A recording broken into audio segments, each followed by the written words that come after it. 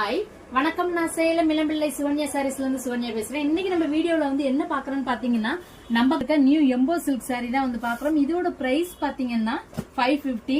Already பாத்தீங்கன்னா நிறைய இதுல ஆர்டர் பிளேஸ் ஆயிட்டு இருக்கு. இன்னைக்கு நியூவா கலர்ஸ் வந்திருக்கு. அததான் உங்களுக்கு வீடியோல ஷோ பண்றேன். பாருங்க, செட் சாரி வேணும்னாலும் நீங்க என்ன பண்ணிக்கலாம்னா இதுல எடுத்துக்கலாம்.